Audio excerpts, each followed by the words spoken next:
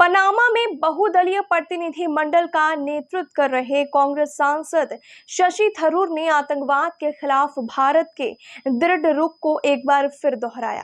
उन्होंने कहा कि हमारा देश अब दूसरा गाल आगे नहीं बढ़ाएगा। हमारा देश किसी भी हमले का करारा जवाब देगा। भारतीय दूतावास की ओर से आयोजित एक कार्यक्रम में बोलते हुए थरूर ने महात्मा गांधी की बिना किसी डर के जीने के संदेश का भी जिक्र किया। थरूर ने कहा, महात्मा गांधी ने आजादी के लिए हमारे संघर्ष में अपने साहसी नेतृत्व में हमें यह भी सिखाया कि हमें हमेशा अपने अधिकारों के लिए खड़ा होना चाहिए। हमें हमेशा उन मूल्यों के लिए खड़ा होना चाहिए जिन पर हम विश्वास करते हैं। हमें बिना किसी डर के जीना चाहिए। डर से निजात ही वह चीज है जिसके लिए हमें भारत में इन दिनों लड़ना पड़ रहा है। हमें उन दुष्ट लोगों के खिलाफ लड़ना है। हमें ऐसे नापाक लोगों के बुरे हमलों के खिलाफ लड़ना है जिसे दुनिया आतंकवादी कहती है। उन्होंने कहा, ऐसे दुष्ट लोग मानते हैं कि हमारे देश में आकर निर्दोष लोगों को मारकर और फिर से भागकर वे बच जाएंगे।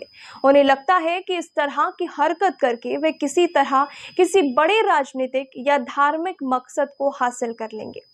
थरूर ने कहा, ये ऐसा कुछ नहीं है जिसके आगे कोई भी स्वाभिमानी देश झुकेगा। यहाँ तक कि महात्मा गांधी की भूमि भी ऐसा होने पर दूसरा गाल नहीं आगे बढ़ाएगी। हम जवाब देंगे। शशि थरूर ने भारत के ऑपरेशन के दौरान मारे गए आतंकवादियों के जनाजे में पाकिस्तानी झंडे, सैन्य अधिकारी और नेताओं की उपस्थिति के लिए पड़ोसी की आलोचना की। उन्होंने कहा, जब हमने आतंकी मुख्यालय पर हमला किया तो कई खूंखार आतंकी मारे गए। निश्चित रूप से उनका अंतिम संस्कार भी किया गया। उस अंतिम संस्कार में कुछ बहुत ही प्रमुख लोग शामिल हुए। कम से कम एक व्यक्ति ऐसा था जिसका नाम संयुक्त राष्ट्र प्रतिबंध समिति की ओर से सूचीबद्ध किया गया था। वे पाकिस्तानी सेना और पुलिस के लिए सबसे खतरनाक क्षेत्रों में वर्दीधारी लोग थे जो नामित आतंकवादियों के अंतिम संस्कार में शोक मना रहे थे। यह वह देश है जो अब कहता है कि हम निर्दोष हैं, हमने ऐसा नहीं किया।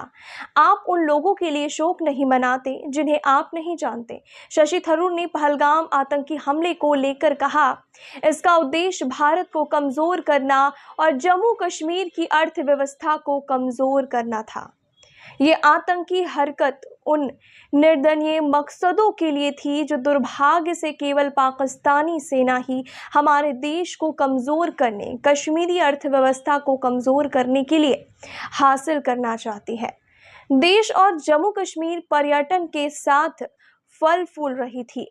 मुझे मेरे मित्र वाशिंगटन में भारतीय राजदूत ने बताया कि पहलगाम में कश्मीर के इस स्थान पर कोलोराडो के एस्पेन की तुलना में अधिक पर्यटक थे।